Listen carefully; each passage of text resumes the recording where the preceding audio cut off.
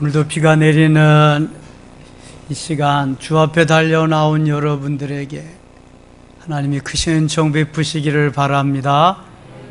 7월 한 달도 은혜 가운데 보내게 하신 하나님, 8월 한 달도 은혜로 우리를 이끌어 가실 줄 믿습니다. 미국 롱비치에 있는 한 교회에서 있었던 일입니다.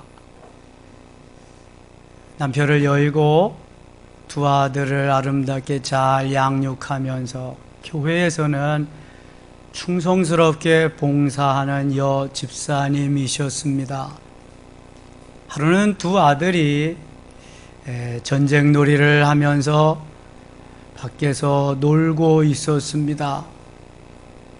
그런데 그때에 말을 타고 그곳을 지나가던 한 동네 유지가 있었습니다. 죽창으로 전쟁놀이를 하던 이 두 아들이 실수로 그 말에 눈을 찌르게 되니까 말이 놀라서 펄쩍 뛰게 되었습니다. 거기에 타고 있던 동네 유지는 그만 말에서 떨어지고 말았고요. 급기는 사망하고 말았습니다. 두 아들은 법정에 서야만 했습니다. 둘 중에 한 명은 사형을 당해야만 했습니다. 재판관이 묻습니다. 누가 말에 눈을 찔렀느냐? 두 아들이 동시에 대답합니다. 내가 죽창으로 그 말에 눈을 찔렀습니다. 아니, 동시에 찔렀단 말이냐? 아니, 제가 찔렀습니다. 아니요, 제가 찔렀습니다. 형과 동생은 한치의 양보도 없이 자기가 일을 저질렀다고 고백을 합니다. 재판관이 더 이상 아들들을 가지고는 판결을 할 수 없어서 어머니를 불렀습니다. 아들들이 다 자기가 말에 눈을 찔렀다고 하는데 두 사람을 다 사형시킬 수는 없지 않습니까? 한 사람이면 족합니다. 어머니는 어느 아들을 사형장에 보내시렵니까? 이 여집사님이 가만히 눈을 감고 묵상하며 기도합니다. 그러더니 담담하게 이렇게 말합니다. 둘째 아들을 사형시켜 주세요. 왜 둘째 아들입니까? 맏아들은 전처의 소생이고요. 둘째 아들이 제가 낳은 아들입니다. 그럼 자기가 낳은 아들이 더 귀하지 않습니까? 네, 맞습니다. 제가 낳은 아들이 더 귀하지요. 그러나 저는 교회에서 신앙생활을 하면서 목사님께로부터 늘 하나님의 영광을 위해서 살아야 된다고 그렇게 가르침을 받고 성경이 곧 하나님의 영광을 위해서 살라고 쓰여진 책인 것을 제가 믿고 의심하지 않습니다. 제가 만일 맏아들을 사형장에 보낸다면 하나님께 영광이 되겠습니까? 사람들은 저한테 뭐라고 하겠습니까? 이 말을 들은 판사는 감동합니다. 어찌 세상에 이런 일이? 판사가 말합니다. 내가 수십 년 재판을 해보았는데 이러한 일은 처음이요. 내가 재판관의 권한으로 당신의 두 아들을 다 석방시키겠소. 땅땅땅. 법정에서 환호성이 울려났습니다. 이 소식이 동네방네 전파되기 시작했습니다. 그리고 재판관을 아는 이들에게 이 소식이 전해지기 시작했습니다. 많은 사람들이 도대체 어떤 사람인가 보고 싶어 했습니다. 교회가 오래돼서 낡아서 예수를 믿지 아니하는 재판관의 지인들이지만 돈을 모아서 교회를 아름답게 지어주었다고 하는 실화입니다. 네, 그렇습니다. 과연 어떻게 우리가 인생을 살아가야 될 것이냐, 대충 보기 좋게 그럴듯하게 살아가야 될 것이냐, 아니면 진실로 하나님의 사람으로 살아가야 될 것이냐. 하나님은 불꽃 같은 눈으로 오늘도 지켜보고 계시며 우리의 일거수일투족 모두 인도하고 계시는 줄 믿습니다. 오늘 본문에서 우리는 자기의 사명을 완수하며 하나님의 음성을 듣고 믿음을 가지고 행하면서 너무 행복하게 진짜 그리스도인으로 진짜 하나님의 사람으로 삶으로 그 행복을 이웃에게 전하는 멋있는 한 사람을 발견할 수 있습니다. 누구일 것 같아요? 사도 바울입니다. 그는 예수 그리스도를 만나고 자기의 좋던 모든 것을 다 배설물로 버린 사람입니다. 예수 생명, 예수 능력으로, 예수 심장으로 그리스도의 흔적을 가지고 살기를 원했던 사람입니다. 지금 276명의 탄 배 한 척이 로마를 향해 가고 있습니다. 오늘 본문 조금 지나서 37절에 보면 배에 있는 우리의 수는 전부 276명이더라 그랬습니다. 276명이 탄 배가 항해를 하다가 그만 유라굴로라고 하는 풍랑을 만납니다. 더 이상 풍랑이 잦아들지 않자 배를 운전하던 선장, 배의 주인 선주, 죄수들을 인도하고 가던 백부장 모두는 다 걱정, 근심 속에서 자기들이 가지고 가던 짐을 다 물에 떨어뜨리고 맙니다. 자기의 무역할 수 있는 그 모든 물건들을 다 물에 수장시키는 겁니다. 배를 가볍게 하려고, 어떻게든지 생명을 건지려고 하는 거지요. 자, 오늘 본문 18절, 19절을 같이 한번 읽겠습니다. 우리가 풍랑으로 심히 애쓰다가 이튿날 사공들이 짐을 바다에 풀어버리고 사흘째 되는 날에 배의 기구를 그들의 손으로 내버리니라. 아멘. 풍랑이 심히 거세게 일고 있기 때문에 사공들이 짐을 풀어서 다 바다에 던집니다.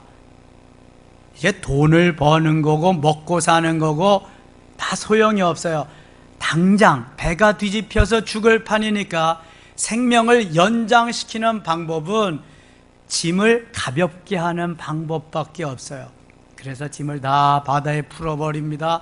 그래도 풍랑은 그칠 줄을 모르고 배는 더 요동합니다. 이제는 배의 기구들을 다 물에 던져버립니다. 배의 기구들이라고 하는 것은 배가 고장났을 때에 고치는 도구, 배에 꼭 필요한 연장들, 기구들을 말합니다.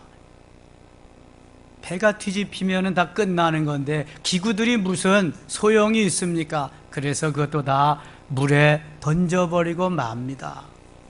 그러나 배는 점점 더 가라앉을 뿐입니다. 19절, 20절 같이 읽겠습니다. 여러 날 동안 해도 별도 보이지 아니하고 큰 풍랑이 그대로 있음에 구원의 여망마저 없어졌더라. 아멘. 여러 날 동안, 하루 이틀이 아니라 여러 날 동안. 지금 장마가 여러 날 동안 계속되지요. 햇볕 볼 수 있는 날이 반짝하고는 또 비가 오고 그럽니다. 이번 일주일 내내 비가 온다는데요, 여러 날 동안 해도 보이지 않았다.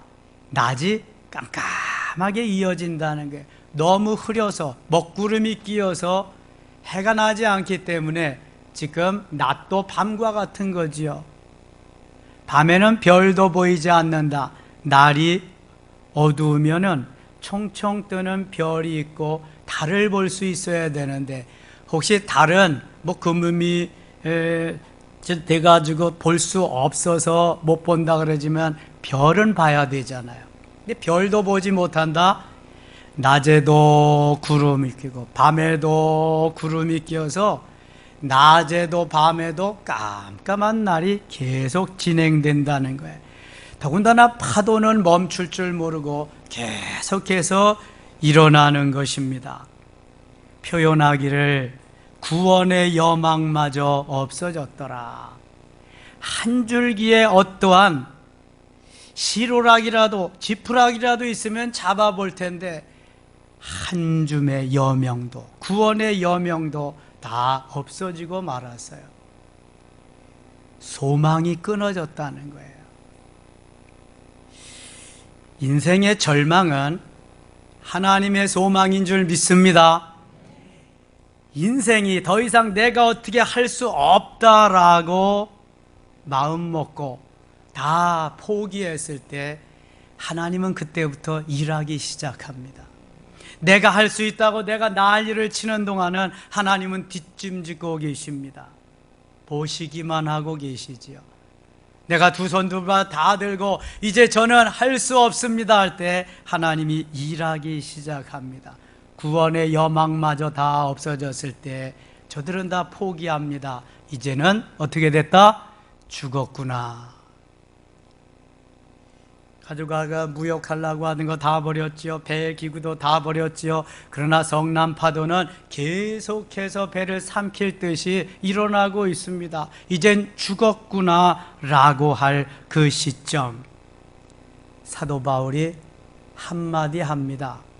지금 사도 바울의 신분은 뭘까요? 뭘로 배에 탔을까요? 죄수의 신분으로. 27장 1절에 보면은 사도 바울이 죄수의 신분으로 백부장에게 이처럼 이끌려서 로마에 가는 배를 탄 것을 보게 됩니다. 바울이 안타깝게 저들에게 한마디 하는데 21절 보세요. 여러 사람이 오래 먹지 못하였음에 바울이 가운데 서서 말하되 여러분이여 내 말을 듣고 글에 대해서 떠나지 아니하여 이 타격과 손상을 면하였더라면 좋을 뻔하였느니라. 바울이 그랬거든요. 겨울을 여기에서 납시다. 가다가는 이게 암만 해도 무슨 일이 생깁니다.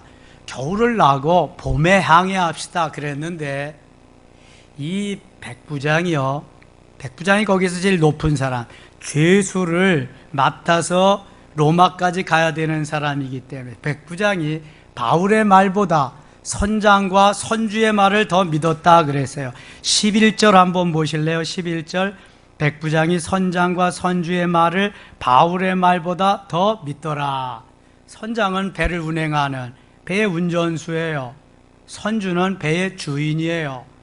백부장은 책임지고 저들을 로마까지 데리고 가는 총책임자예요. 이 백부장이 바울의 말을 믿지 않고 선장과 선주의 말을 믿는 것은 너무나 당연해요. 지금 바울의 신분은 뭐다? 죄수예요, 죄수. 수갑을 찬, 쇠고랑을 찬 죄수예요. 죄수의 말을 누가 믿겠어요? 아무도 없지요. 믿을 사람이 없어요. 그런데 바울을 몰라서 못 믿는 거지요. 여러분, 겉으로만 보아가지고 사람을 판단하지 마세요. 겉사람만 보고는 모릅니다. 속에 어떤 심보를 품고 있는지 보아야 그 사람을 제대로 알 수 있는 거예요. 인격이 속에서부터 나오는 거지 겉사람만 봐가지고는 알 수가 없는 거예요.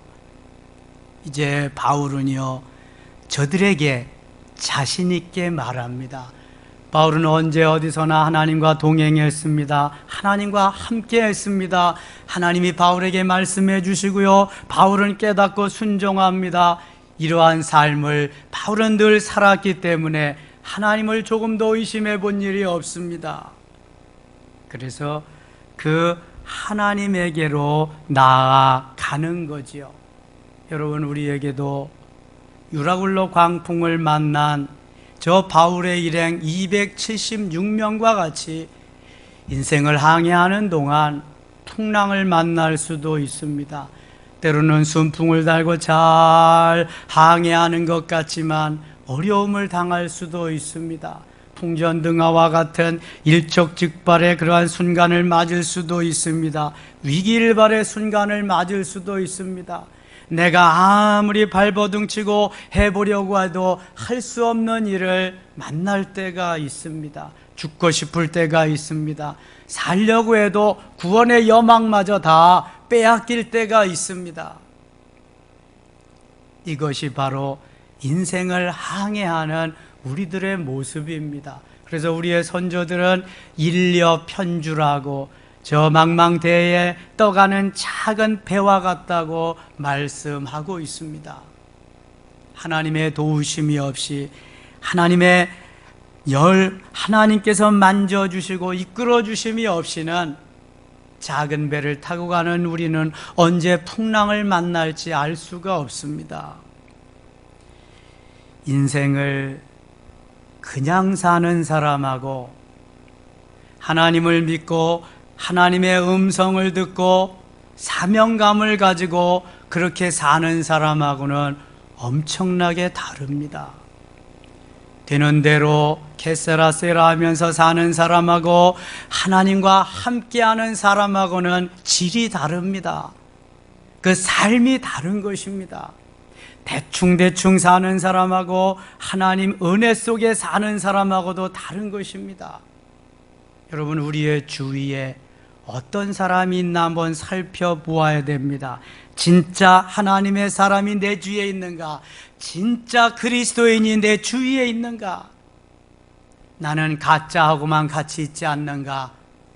그 사람들에게 도움을 요청하면서 그 사람이 언제는 도와줄지 않을까 그렇게 생각하고 있지는 않은가? 내 주위에는 어떤 사람이 있는가? 지금 사도 바울 주위에는 바울을 도와줄 사람이 아무도 없습니다.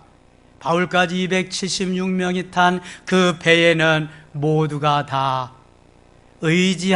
바라볼 사람이 없어서 지금 구원의 여망마저 다 송두리째 빼앗긴 상태입니다. 그러나 그 중에 한 사람 바울은 의지할 분이 있습니다. 바울이 소망을 가지고 달려가야 할 이유가 바로 여기에 있었습니다. 예수 그리스도, 그분이 계셨기 때문입니다. 그렇다면 진짜 하나님의 사람은, 바울과 같은 사람은 어떠해야 하겠습니까? 첫째는 하나님의 음성을 들어야 됩니다.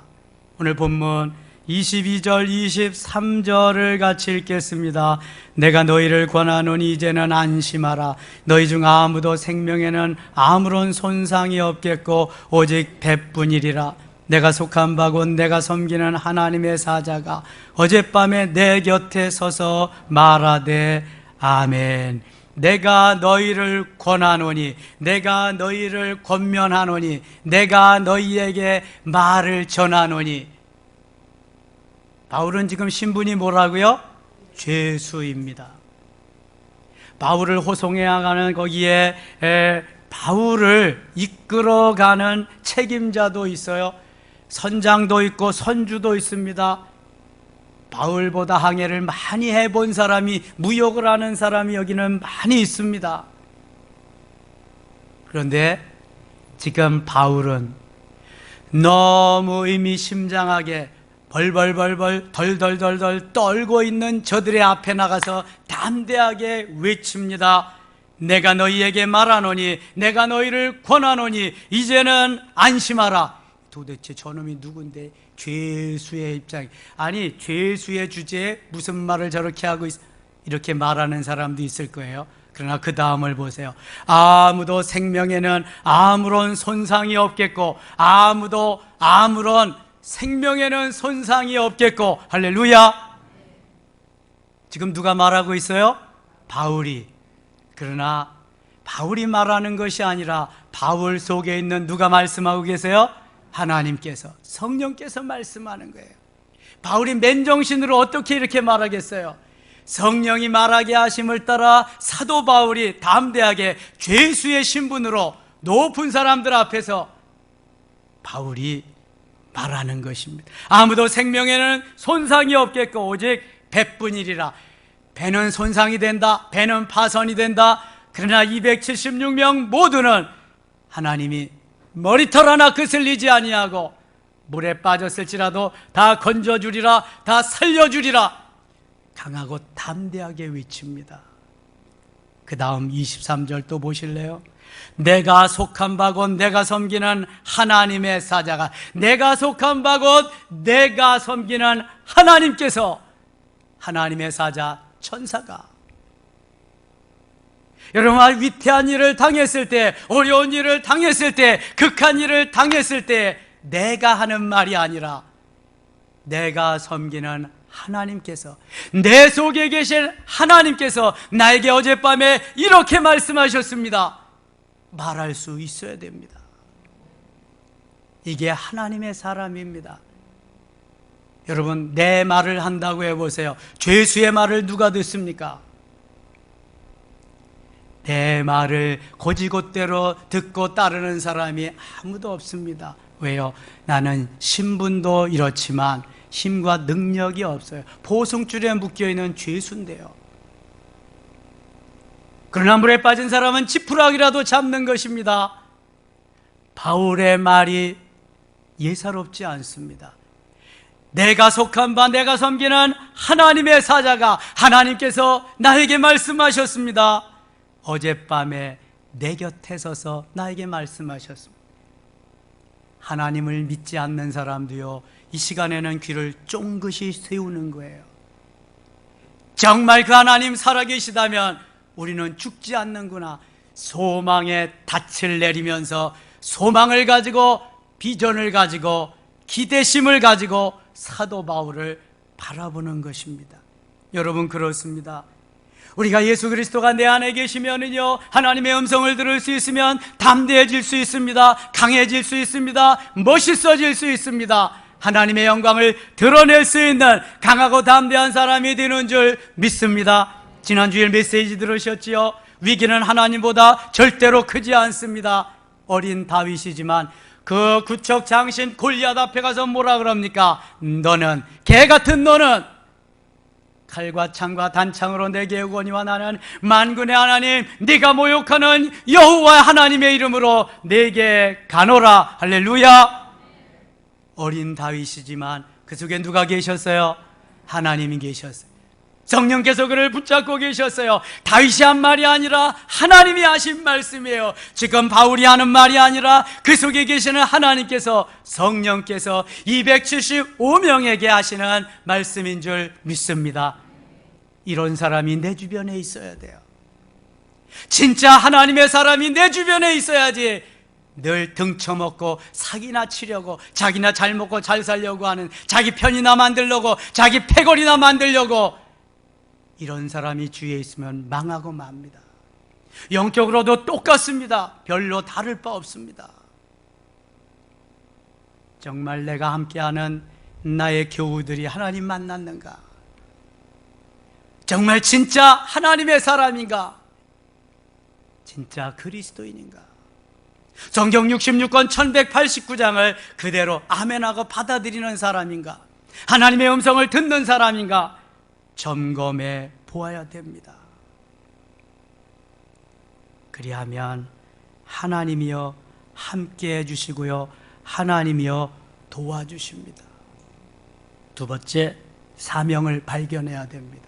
하나님의 음성을 들으면 내가 이제 사명을 발견해요. 어떻게 살아가야 될지를 안단 말이죠. 주여, 내가 여기 있나이다. 나를 보내소서. 이사야와 같이 반응하는 겁니다. 오늘 본문 24절을 같이 읽겠습니다. 24절입니다. 바울아, 두려워하지 말라. 내가 가이사 앞에 서야 하겠고 또 하나님께서 나와 함께 항해하는 자를 다 내게 주셨다 하였으니 아멘. 바울아, 두려워하지 말라. 누가 하시는 말씀이에요? 하나님께서 사도 바울에게, 바울아 두려워하지 말라. 내가 가이사 앞에 서야 하겠고, 가이사는 그 당시 세계 최고 최대의 나라 로마의 황제입니다. 우리는 시저라고 배웠죠. 가이사, 시저 같은 사람입니다. 내가 가이사 앞에 서야 하겠고, 바울의 소망은, 바울의 비전은 오직 로마에 가는 것입니다. 내가 로마도 보아야 하리라. 로마에 가기 위해서는 바울이 예루살렘으로 올라가야 됐습니다. 그런데 많은 예언자들이 기도하는 사람이 예루살렘에 올라가면 선생님 죽습니다. 가지 마세요. 그러나 바울은 죽을 것도 각오하고 사도행전 21장 13절 보면 죽을 것도 각오하고 예루살렘으로 올라갑니다. 왜요? 예루살렘에 올라가야 체포가 되어서 그때 로마로 호송되어서 가이사 앞에 서야 하기 때문에. 그리고 주님께서 사도행전 23장 11절에서도 이렇게 말씀합니다.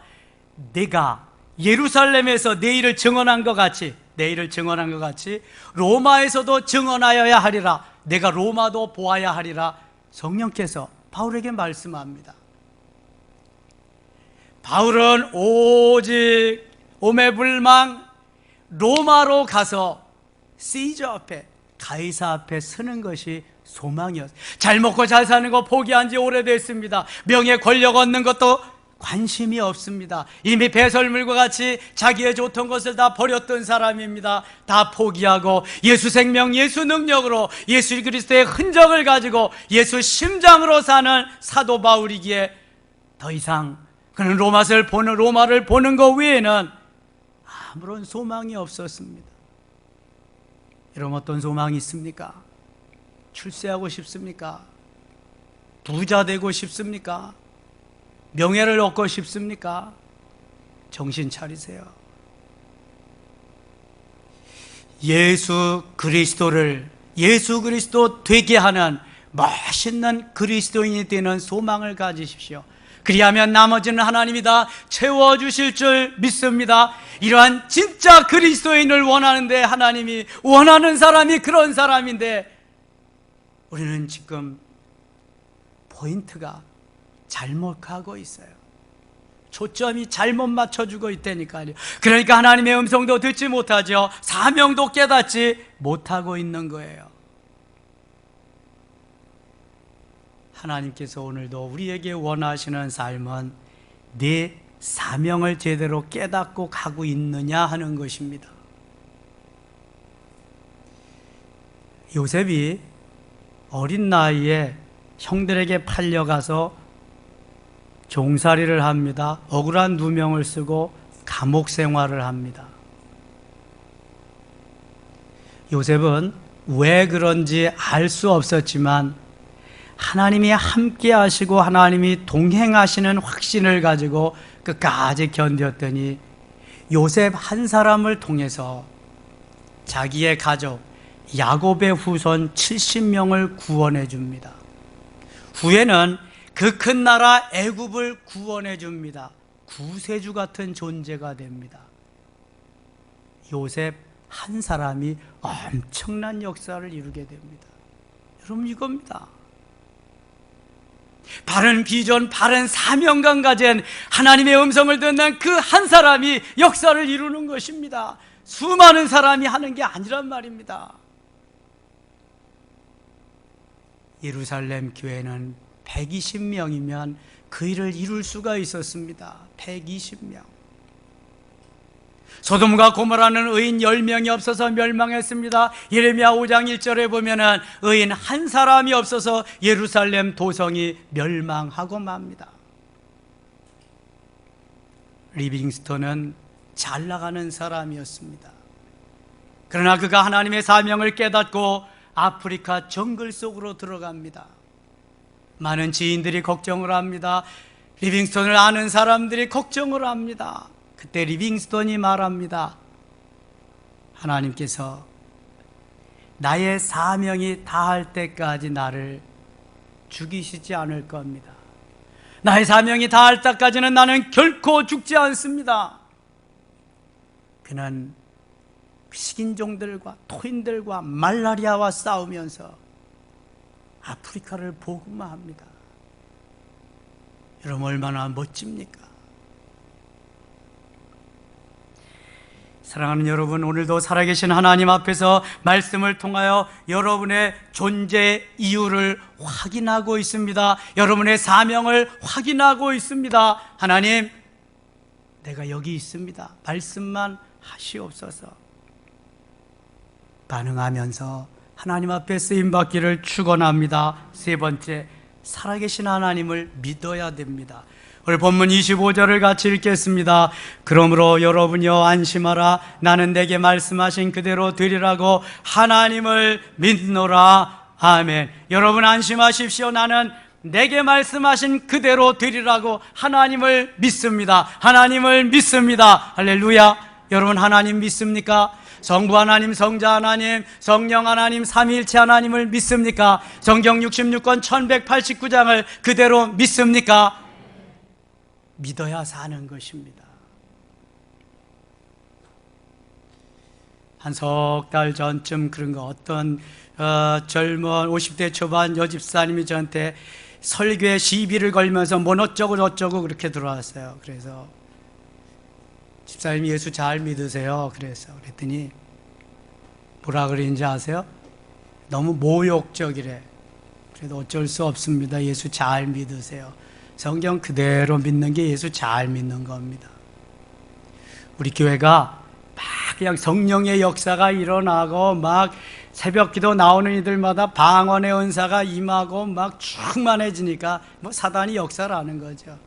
자기 방언 때문에 더 이상 여기서 신앙생활을 못 하겠대요. 여러분 방언은 성령께서 내 육체를 통해서 하시는 기도 너무 좋은 기도입니다. 얼마나 좋은 건지 몰라요. 내가 하는 기도가 아니라 성령께서 하시는 기도잖아요. 모욕적이래요. 그랬더니 교회를 떠나더라고요. 아무리 자기가 트라우마가 있어도 그건 자기 거고 자기 생각이고, 여기 하나님의 말씀은요, 내적 충만 외적 충만, 예수 생명 예수 능력으로 살기를 원하시는데 그것을 초점을 맞추고 이걸 잘못됐다고 하면은 하나님이 잘못됐다고 하는 거거든요. 여러분 이런 사람들하고는 놀지 마세요. 하나님을 잘못됐다고 하는 사람은 얼마나 교만한 사람인지 아세요, 여러분? 절대로 내가 잘못됐다고 말하지 않습니다. 교회가 잘못되고 목사님이 잘못되고 교회가 잘못됐다고 말합니다. 하나님은요, 사도 바울과 같이 멋있는 진짜 그리스도인이 되게 하시고 멋있는 하나님의 사람이 되게 하셔서 그 은혜를, 그 기쁨을, 그 감사를, 그 행복을 흘러 넘쳐서 그 행복을 맛보면서 나는 행복한 사람이라고 고백하며 살기를 원하시지, 이건 내 마음에 아니까 이건 아니다라고 이런 사람 편이 아닙니다.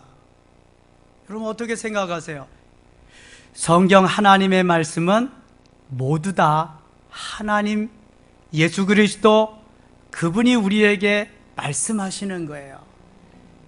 내가 좋은 부분만 이게 섭취해서 먹는다고 그것이 하나님이 아니란 말입니다. 내가 먹고 싶지 않은 것도 먹어야 되는 거예요. 하나님이시니까, 하나님의 말씀이니까, 이것이 생명이니까.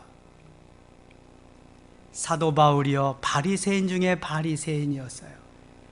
사도 바울이 유대의 관원이었어요. 로마의 시민권자였어요. 가말리엘 문에서 최고의 학문을 공부한 사람. 그러나 그리스도를 만나고 모든 것을 다 버리고 다메섹 도상에서 예수 그리스도를 만난 후에 그는 성경 66권 1189장을 다 내 것으로, 하나님이 주시는 나의 것으로 받아들입니다. 사도 바울이 고린도 교회에 목회하는 걸 한번 보세요. 성령의 역사가 은사의 기본, 방언부터 통역, 예언, 신유, 능력, 행함, 영분별, 믿음의 은사, 지식의 말씀에서 지혜의 말씀 연사가 풍성히 일어납니다. 사도행전 14장 18절에 보면 내가 다른 사람보다 방언을 더 많이 말함으로 하나님 앞에 감사하노라. 바울이 잘못됐나요? 바울이 절대로 잘못되지 않았어요. 누가 잘못된 거예요? 내가 잘못된 거지, 내가. 하나님의 말씀을 하나님의 말씀으로 받아들이지 못하니까. 여러분 하나님을 믿는다는 게 뭐예요? 하나님 말씀 그대로 믿는 게 하나님을 믿는 거예요. 말씀을 그대로 믿지 않으면서 합리화시키고 자꾸 그것을 잘못됐다 그러면은요, 쥐도새도 모르게 하나님께서 행한 대로 갚으신다고 그랬어요. 사도행전 5장에 보면은요, 아나니아와 삽비라가 나왔거든요. 하나님을 믿었어요. 그런데 절반쯤만 믿었어요. 땅을 다 팔아서 바치려고 하니까 너무 아까웠어요. 절반 내놓고 절반만 바쳤어요. 베드로 앞에 왔는데 다냐? 다합니다. 뭐이 다냐? 성령을 회방하는 자는 상 받을 수가 없느니라. 생명이 떠났어요. 재산의 절반을 바치고도 죽고 말았어요. 삽비라 그 다음에 와서 금방 또 죽고 말았어요. 무섭습니다, 하나님. 성령을 회방하는 죄요, 성령을 속이는 죄요, 하나님 가만두지 않습니다. 나에게 맞춰서 어떻게 해보려고요? 하나님의 말씀이 있어요. 여러분, 코로나가 두려운 게 아니에요. 하나님을 제대로 믿으면 코로나는 두려운 게 아니에요. 코로나야 물러가라, 종식될지어다 그러면서 툭툭 차버리고 가는 거죠. 하나님의 말씀은 1.1획도 변함이 없습니다. 276명 전원을 하나님이 다 만드신 하나님의 것이에요. 그러나 그 중에서 한 사람, 사도 바울은 진정한 하나님의 사람, 나머지는 하나님을 몰라도 알아도 조금밖에 모르는 사람을 하나님은 쓰신 일이 없어요. 사도 바울을 통해서 나머지 275명을 구원해내는 걸 보세요. 다른 사람에게 행복을 주고 구원해낼 수 있는 사람이냐, 아니면 함께 더불어 죽어가는 사람이냐, 나는 어떤 사람이냐, 늘 점검해 볼 수 있어야 됩니다. 여러분요, 안심하십시오. 하나님이 어젯밤에 내게 말씀하셨습니다. 나는 그 하나님을 믿습니다. 진가민가 하던 사람들도요, 확신이 생기겠죠. 야, 이제 살았구나, 이제 살았구나. 구원의 여망이 없던 삶에서 살았구나 하는 소망의 삶으로 만들어진다. 지금 여기 누가 있기 때문에 그래요? 하나님이 계시기 전에 사람으로 누가 있었어요? 사도 바울이 있었어요. 사도 바울 속에 누가 계셨어요? 하나님이 계셨어요. 여러분, 이런 사람을 주위에 둬야 돼요. 이런 사람을 만나야 돼요. 그래야 여러분의 삶이 소망 가운데에 하나님을 바라보고 사는 비전의 사람이 됩니다. 그래야 행복이 있어요. 그래야 재미가 있어요, 여러분. 제가 그러지요. 잘 놀라고, 예배도 놀듯이 잘 놀라. 하나님의 역사는요, 하나님을, 사람을 통해서 일어나요. 달라스 윌라드라고 하는 사람이 쓴 하나님의 음성이라는 책 읽어보면은요, 거기는 부자 간의 대화와 같이, 모녀 간의 대화와 같이 하나님과 우리와의 사이가 그렇게 돼야 된다는 거예요. 그래서 하나님을 하나님 되게 하는, 내 양은 내 말을 듣는다고 예수님은 말씀하고 있어요. 요한복음 10장에서 말씀하거든요. 10장 27절에서 우리는 주님의 양이에요. 주님이 이끄시는 대로 간다고 하는 것이죠. 여러분, 사도 바울과 같이 하나님의 음성을 꼭 들으실 수 있기를 바랍니다. 사도 바울과 같이 사명감에 붙잡혀서 사실 수 있기를 축원합니다. 사도 바울과 같이 부분적으로 믿는 것이 아니라 전부를, 하나님의 말씀에 전부를 믿고 전부를 실천에 옮기시는 멋있는 하나님의 사람이 되실 수 있기를 축원합니다. 옆에 분들하고 인사합시다. 당신은 하나님의 진정한 사람입니다. 당신은 진짜 하나님의 사람입니다. 지금 찔리는 사람도 있을 거예요. 흐뭇한 사람도 있을 거고, 진짜 하나님의 사람, 진짜 그리스도인, 이것만 내 가슴에 품고 있으면은요, 코로나가 오든, 코로나 할아버지가 오든, 환난 핍박이 오든, 이 세계의 종말이 오든 아무런 상관이 없어요. 물난리가 나든 불이 타오르든 그게 없으니까 문제가 되는 거예요. 여러분, 부탁합니다.